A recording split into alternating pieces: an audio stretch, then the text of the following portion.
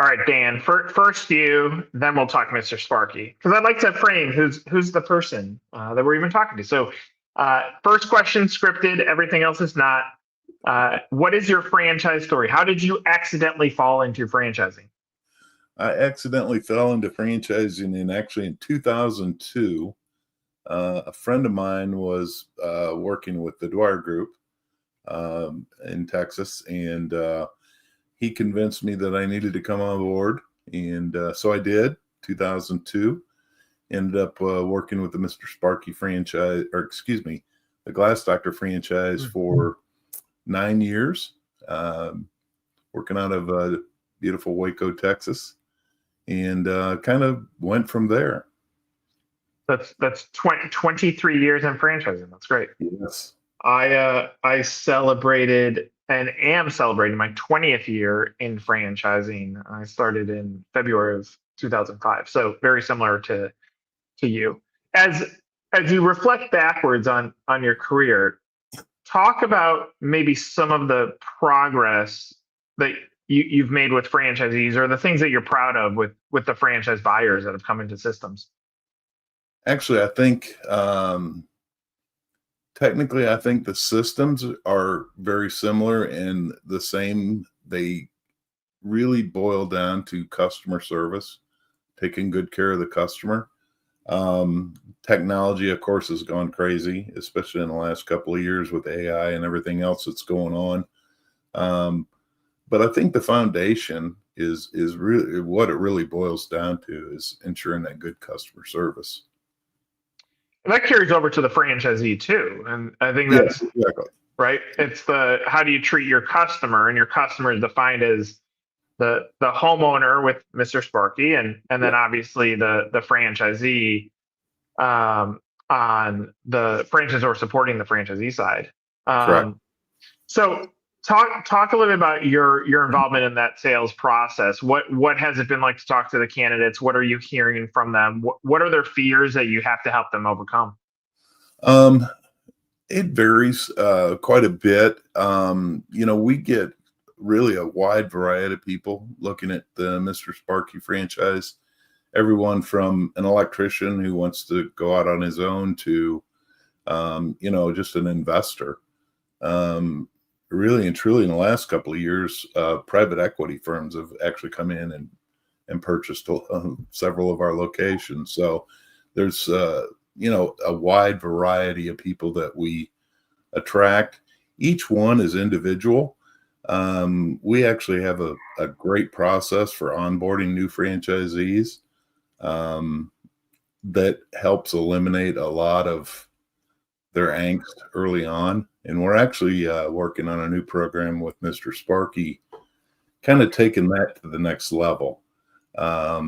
Basically extending our onboarding time an extra year, working with mentors throughout our system to make sure we have all bases covered when it comes to training and getting them off to a great start. What I love about that is, and it's part of the persona of the franchise buyer. It's not like we're selling multi-million-dollar restaurant brands when it comes to a home service brand. And therefore, most of the time, the buyers that come into the category have had some sort of turbulent moment, either a life change or something happened in their job where they're ready to be their own boss. So what I love about that statement is the two scariest parts, in my opinion, for a franchisee are, one, jumping off that edge to even fill out a form and say, I want to talk to you. And then the second is, now that I've invested my life savings into a business, what do I do now? And Exactly. I think that support ends up being so critical. Like that foundational support helps build confidence in them so that they actually can believe that they can do this. And one of the things with Mr. Sparky that I really am extremely proud of is our culture. We have absolutely the best franchisees I've ever worked with in my life, working, to build our system, to help build our system. They want to give back. They offer support to new franchisees. It's pretty amazing to see. It really is. I mean, I love that you just brought up culture. And whenever we've talked with franchise buyers after they've bought the franchise, one of the questions we ask is, what puts you over the edge? And they say the business opportunity and the culture. Mm-hmm. And so the culture ends up being built from obviously leadership top down, but then it's also built among the franchisees that you end up saying yes to. How critical is it to protect that culture and who you actually award franchises to today? It's very critical. We actually have kind of an extra layer in our interviewing process. I actually interview any potential candidate myself, and I kind of consider myself the guardian of the culture. That's great. Makes sense. Out of curiosity, I've been thinking a lot about the trades, as in trade industry. Mm-hmm.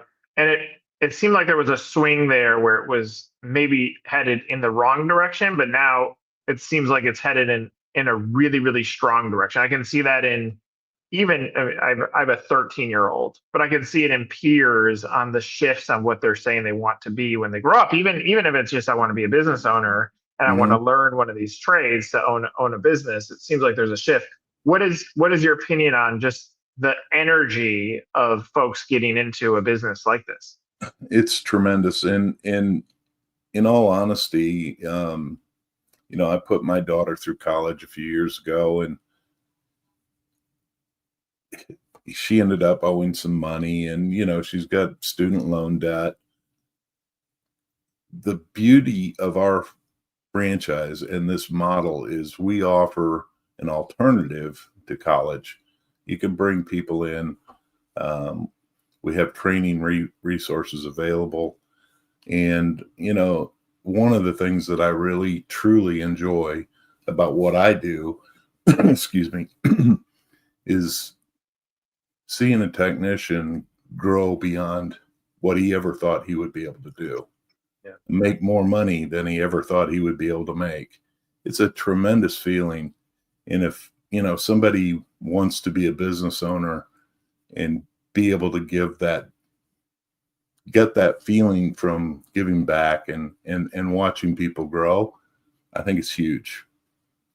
Are you seeing, based on that statement, are you seeing any insight or swing in the age of who becomes a franchisee right now?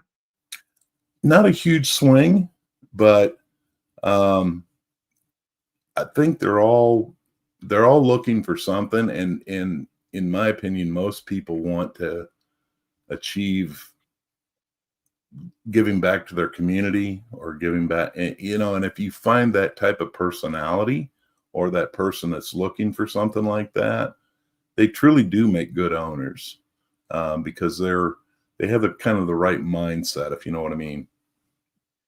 I want to swing our conversation over specifically to Mr. Sparky, the brand and the franchise opportunity. As simple as this question is, sometimes it creates an in-depth answer. But what is the why you, why now? What is the reason a buyer should be looking at Mr. Sparky? Like I said earlier, we have tremendous resources. We have a great system.